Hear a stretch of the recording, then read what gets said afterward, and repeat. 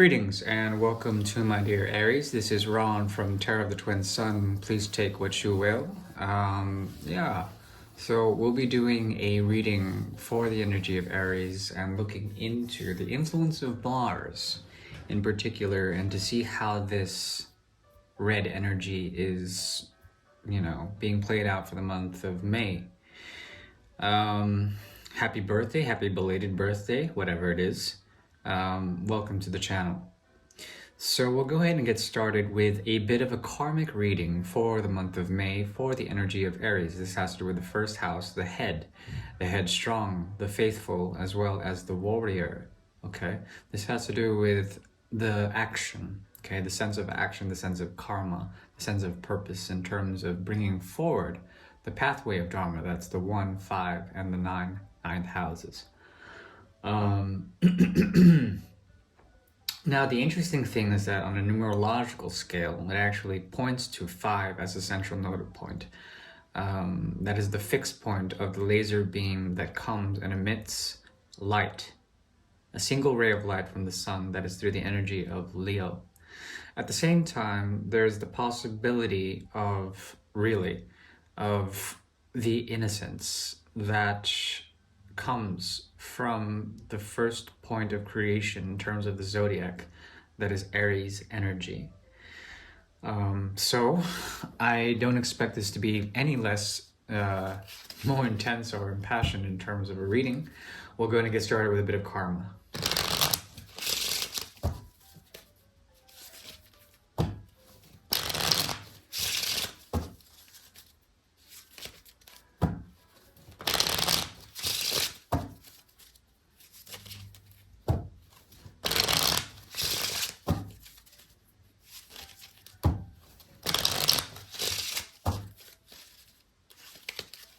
Cool.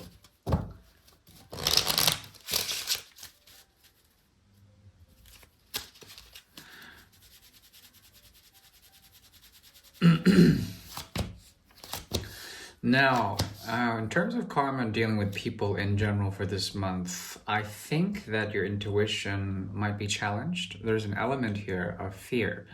Not to sort of put you into that state of fear, but what I think you're waiting for something. And because of such, there's an amount of anxiety when it comes to essentially reforming a part of your life, trying to make things work, trying to make things stand, okay? Especially when it comes to the way things are organized with other people, when it comes to the power of the heart to essentially be blessed with gifts. You have to be patient, remain patient. There's something about you remaining patient and try not to be anxious about this patience. What I see here in the difference between past and future is the ability to come up with a friend circle, okay? To find ways of unconditionality when it comes to expectations with others, and to also find a state of peace in this. The funny thing is that when you do this, there will be something offered to you. At least that's what I'm seeing karmically for this month. There also is a possibility, pardon, of what I would call disbelief when it comes to love, especially in the past. This disbelief comes from the great deluge, the great flood, the abstractions of the possible, the infinite. The funny thing is that as soon as you choose one thing, it transforms into another. That is the mystery of the 7 of Cups. There also is something here about the ability to let go of something that may have been a source of regret. Okay, to let that go. It might have been very frustrating in the past. Now there's a sense that you are waiting, okay? Waiting for a type of initiation,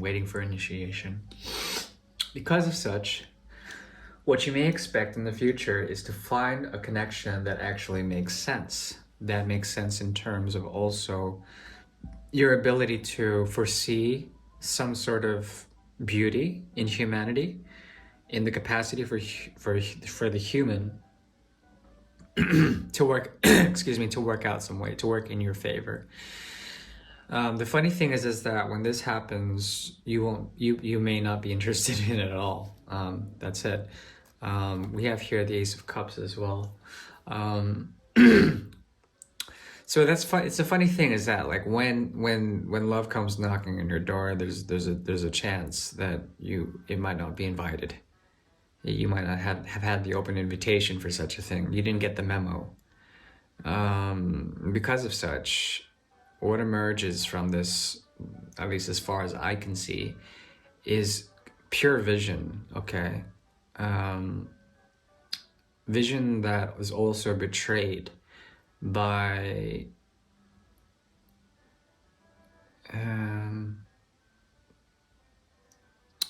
because it's something that you didn't want, but you saw it coming. Something like this. It's very strange how that works.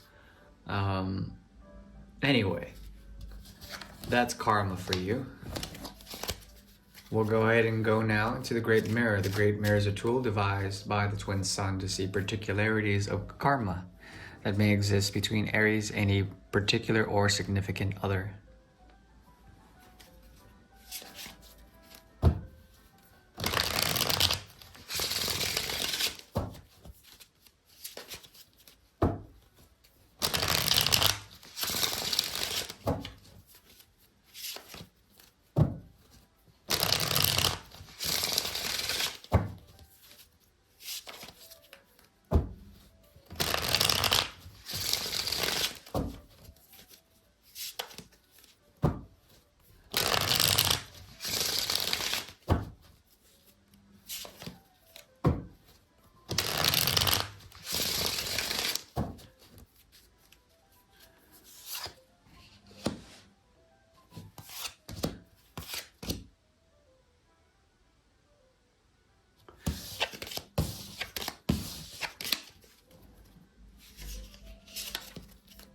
Seven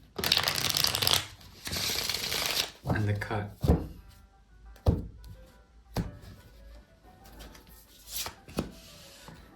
Okay. Interesting. So it transforms from the 12th to the 6th house. There is a backwards movement. I took those cards back because they did not feel right. The intention wasn't set right. This one is correct. And the funny thing is that you may be dealing with someone in terms of a situation. It feels like the justice isn't particularly inscribed in the stars. There's something about you that is searching for the truth when it comes to something, and I think you found it. You observed it through the realm of the High Priestess. You are protected from the path, from the tainted path. There's something about you that can also transform or alter this path in some way, shape, or form. You're dealing with someone here who is trying to find stability, yet they are misguided when it comes to being able to understand what is written. Okay, what I mean by this is that this person has a heavy influence of oscillation, of flux. Okay, flux is the main ingredient in terms of alchemy to create gold. At the same time, they're out of resources. There's something about them that cannot balance out one materiality into another to create the infinitum. And because of such, there is a central point, a nodal point here that destabilizes them. It's as if they have two minds. Usually when it comes to balancing out the element of earth, stability is needed, groundedness is needed, yet it is not being had by this person. Because of such, they use promises to the past, promises to the past to justify what they do. I think you notice this. I think you notice that they've got ties to the past. And for the Aries out there, I think you can see this as a part of what they do, what people do in general. The point is that you can actually move from the 12th to the 11th houses. You can move back to humanity from the spiritual vision, essentially. You'll know the knowledge, you'll keep it secret. At the same time, you will have the capacity to heal through this. Luckily, you will have that capacity. The 6 and the 12 are very strong here. This has to do with the mutability of earth and water. This means moving earth, moving water. So those places that have that will be auspicious, particularly rivers.